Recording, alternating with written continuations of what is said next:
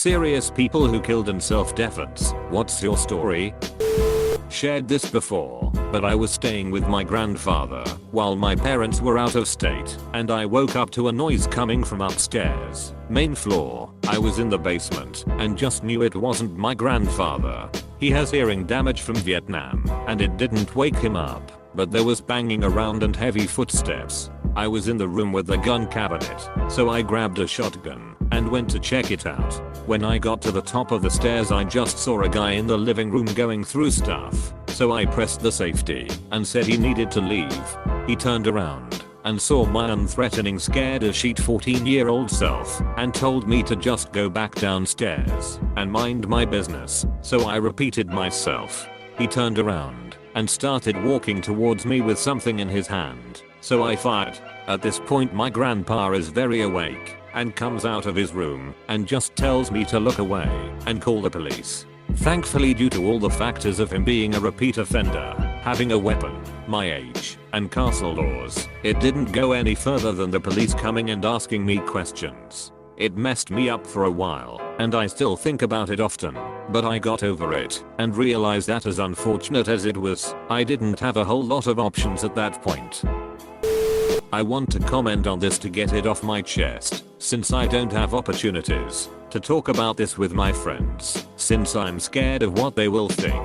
I was born in Honduras. I live in the US now, and from what I remember, it was a very deserted place. I spent most of my time with my walking to this girl's house who was around 16 years old. A couple other kids would come to her house, since education was hardly accessible. She would teach us our shapes, animals, colors etc. After class was over I went home, and I heard my aunt scream from the kitchen, and then I remember that my uncle kept a gun hidden covered in rocks beside our old bathtub outside. That's where we bathed. He knew how dangerous it could be in this area, so he prepared me for everything. Went around the back and grabbed it as fast as I could.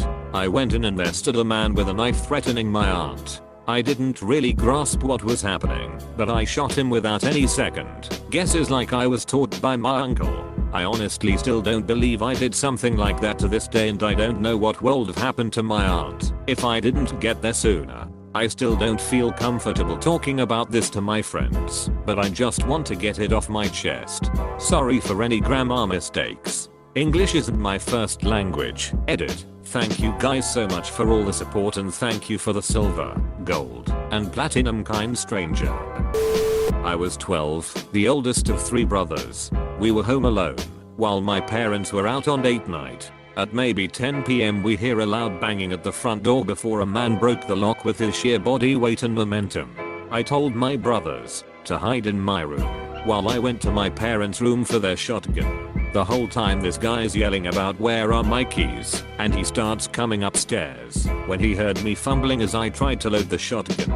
He flung the door to my parents' room open, and I fell back with the gun shaking in my hands. I closed my eyes and pulled the trigger twice. The first one caught him in the legs and the recoil made the second shot catch his entire torso.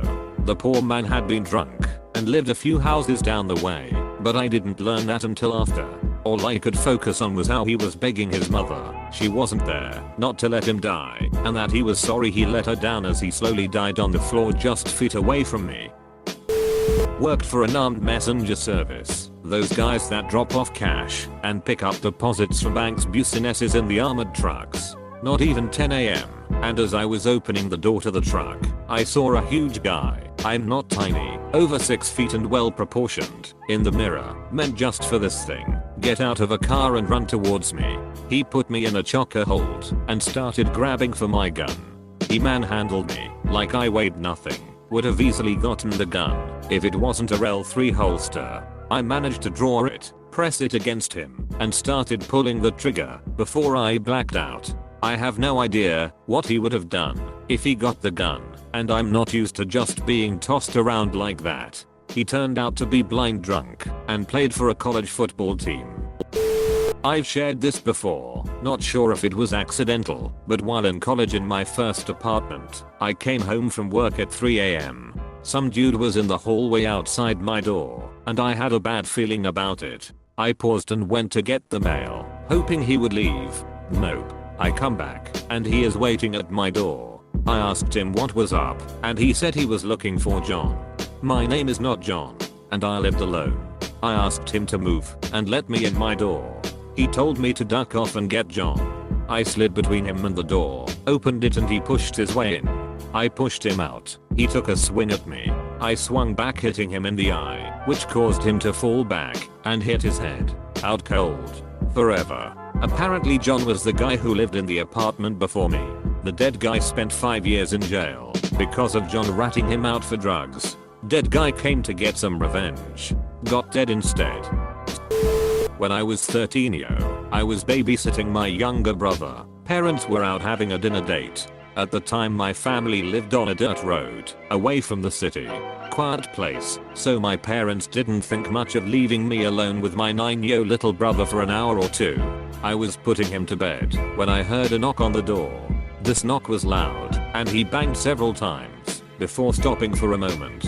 Then I heard glass shatter. I immediately grabbed my .22 long rifle my parents got for me, and hid in my little brother's room behind his bed with rifle mounted at the door. Told him to hide under the bed and make no noise whatsoever, no matter what happens. I had forgotten about my cell phone on the kitchen table halfway across the house. I remember thinking to myself to protect my little brother at any cost. I heard a lot of noises coming from inside my house. First in the kitchen, then living room, then my room, then finally the hallway to my little brother's room. As the door opened, I seen a unfamiliar guy. He quickly seen me, then rushed me. As there was a good 5 to 10 steps from the door to my brother's bed, I fired all the rounds in my rifle. 5 rounds if anyone is wondering.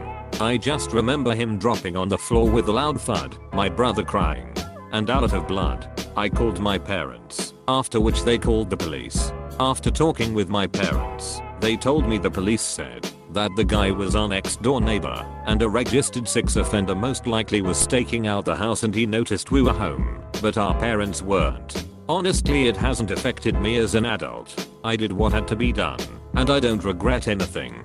Needless to say, any future dinner dates my parents had back then, they brought us along, which was nice. My wife and I were awakened in the middle of the night by someone banging on our sliding glass door on the porch. I turned on the outdoor lights and saw a shirtless man pacing back and forth, smacking the glass with his palms hard. As soon as he saw me in the light, he went berserk, smashing against the door even harder, trying to open the door or lift it off the tracks to get in. I shouted to him to calm down, calm down, calm down. By the way, shouting for someone to calm down never works. He looked like someone you'd see in one of those exotic drug freakouts on YouTube, unresponsive, zombie-like. All I could imagine was him coming in to smash us to bits. He seemed super strong and didn't know how the glass was withstanding his blows. My wife was on the phone with the cops while I was trying to mellow him. He eventually gave up on the door and smashed his way out through the screen porch. I thought it was over, but heard my wife shout, "He's coming around the side." I heard banging on the glass of our bedroom window. He was smacking hard against it until I heard crash and the glass was shattered. At that point I switched from pure fear into fear and anger. I was in the kitchen and scanned for a weapon.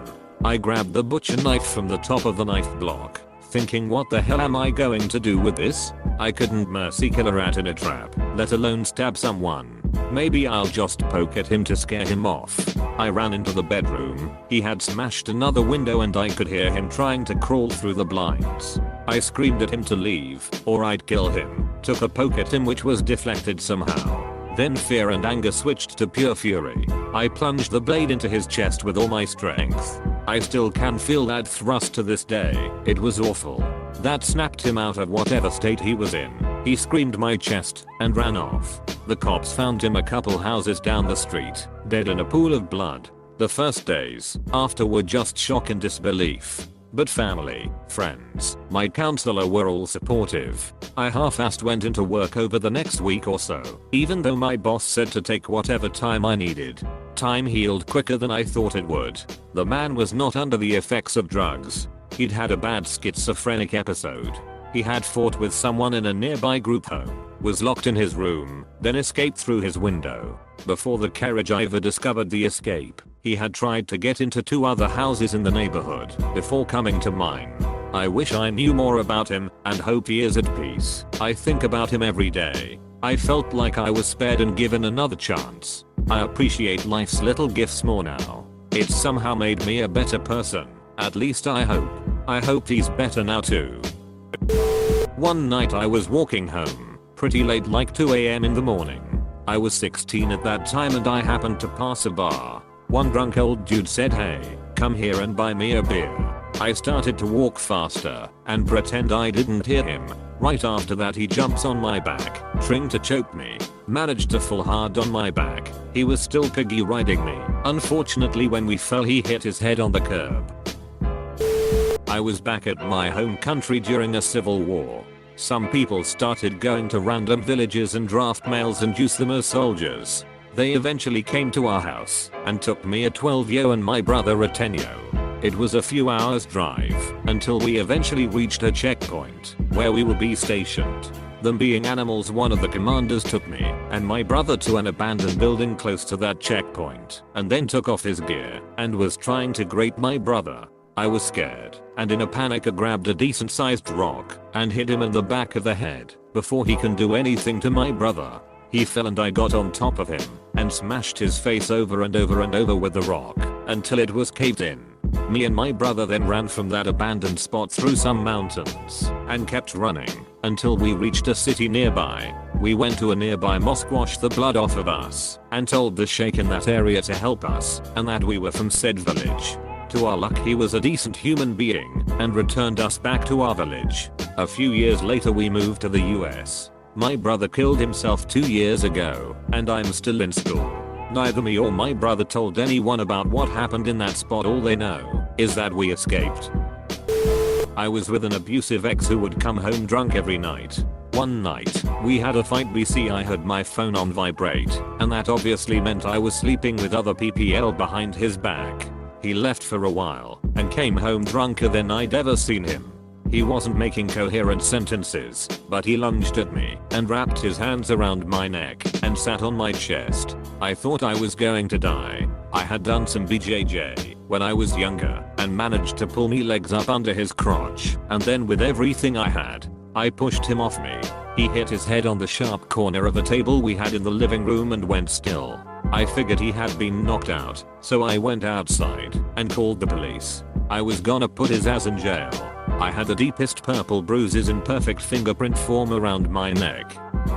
He would have gone to jail. I smoked a cigarette outside, walked back in after I calmed my nerves, just to make sure he wasn't awake and coming for me. He had a huge pool of blood under him.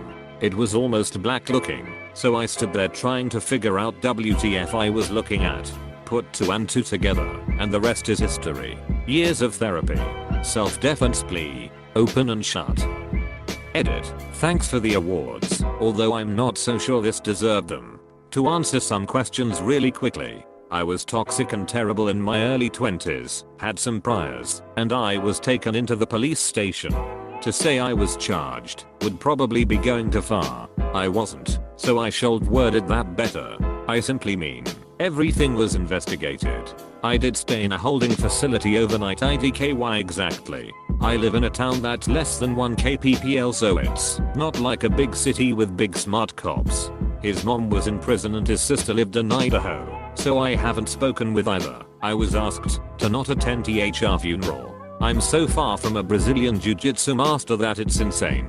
Had a very brief brush with it when my brother took it. I wasn't thinking when this assault occurred other than escape and survive. You'd be surprised what you can do when you have to in order to live. Some guy tries to mug me in the street. He tells me to give him my wallet. I pulled my concealed carry and shot him in the leg, fatal, and pelvis as I pulled up my gun. I grabbed his gun, a snub-nose revolver, out of his hand and see the chamber. It was empty. That ducked me up for years. Edit. From some of the comments I see, I should point out the revolver was still in his waistband, with his hand on the grip, when I pulled my weapon.